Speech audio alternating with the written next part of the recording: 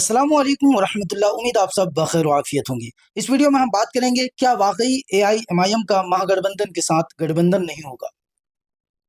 अगर आप में से किसी भाई को ज़रा भी शक हो या कोई उम्मीद हो कि नहीं गठबंधन हो सकता है तो कमेंट में ज़रूर अपनी राय शेयर करें।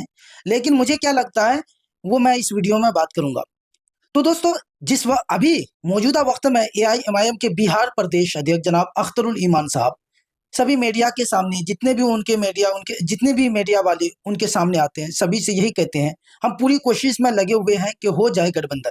लेकिन राहुल गांधी जी यानी कांग्रेस पार्टी की ओर से या तेजस्वी यादव की ओर से या अन्य जो महागठबंधन का हिस्सा है उन पार्टियों की ओर से कोई भी ऐसी बात निकल कर नहीं आ रही है जिससे ये मालूम हो कि हाँ, कुछ गठबंधन को लेकर वो लोग बातें कर रहे हैं।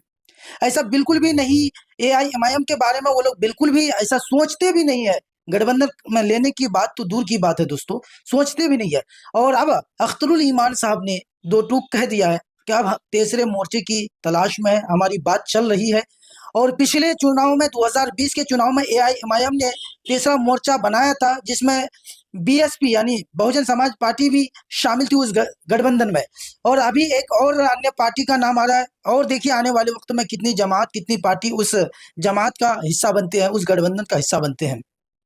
और साथ ही जिस तरह महाराष्ट्र में बैरिस्टर असदुद्दीन अवैसी साहब तेजस्वी यादव को लेकर ललकारा है, शायद कि इससे पहले आपने महागठबंधन और खास करके तेजस्वी यादव को लेकर अवैसी साहब ने इस तरह की बातें कभी की हैं।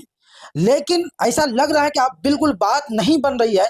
एआईएमआईएम और महागठबंधन के बीच दूरियां बढ़ती जा रही है, जिस चीज को लेकर अख्तरुल ईमान साहब और बैरिस्टर असदुद्दीन अवैसी साहब अब तीसरे मोर्चे की तलाश में है और इस तीसरे मोर्चे पर काम करना शुरू भी कर दिया है।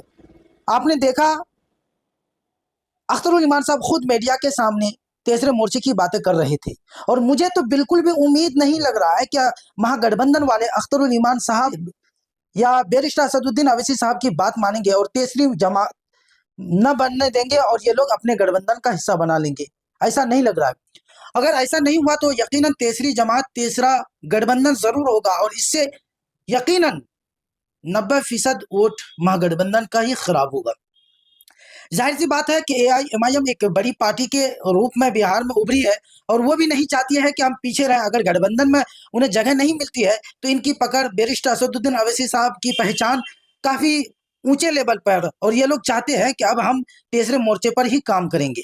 इससे किसको फायदा होगा, किसको नुकसान होगा, ये दुनिया वाले खास करके बिहार के सभी लोग जानते हैं।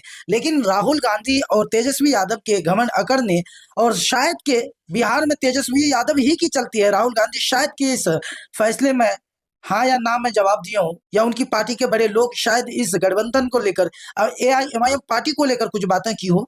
लेकिन यहाँ जो भी चलती है बिहार में महागठबंधन को लेकर, तो वो राहुल गांधी नहीं बल्कि तेजस्वी यादव की चलती है।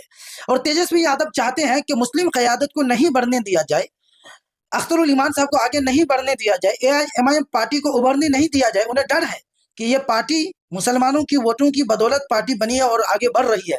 अगर आज हम इन्हें गठबंधन का हिस्सा बना लेते हैं तो कल ये हमारे ही वोटों पर कब्जा जमा लेगा और हमें कमजोर करना शुरू कर देगा। और जाहिर सी बात है, क्योंकि ये मुसलमानों की पार्टी ही नहीं बल्कि दलित पिछड़ों की पार्टी, और खास करके जो मुस्लिम समाज के लोग इस पार्टी में बढ़ चढ़ करके हिस्सा लेते हैं, जब गठबंधन हो जाएगा तो ज्यादा से ज्यादा सीटें आएंगी।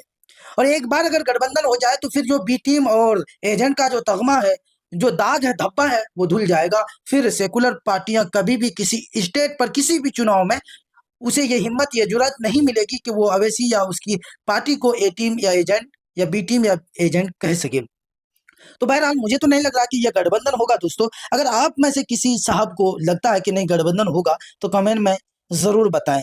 और गठबंधन होने से अख्तरुल ईमान साहब या एआईएमआईएम पार्टी के लिए फायदा होगा या न होने से फायदा होगा, और क्या गठबंधन नहीं करने से तेजस्वी यादव सीएम बनने से रह जाएंगे, ये भी कमेंट में आप जरूर शेयर करें। इस वीडियो में इतना ही, फिर मिलते हैं किसी अन्य वीडियो में। जय हिंद, अल्लाह हाफिज।